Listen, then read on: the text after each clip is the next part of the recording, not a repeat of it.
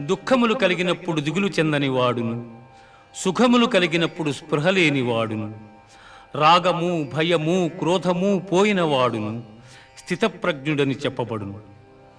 ధ్యాయతో విషయాన్ పుంసః సంగస్తేషూపజాయతే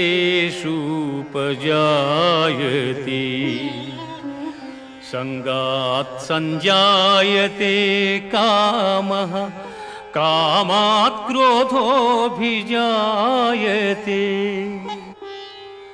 క్రోధాత్ భవతి సమ్మోహః సమ్మోహాత్ స్మృతివిభ్రమః స్మృతిభ్రంశాత్ బుద్ధినాశో బుద్ధినాశాత్ ప్రణశ్యతి బుద్ధినాశాత్ ప్రణశ్యతి.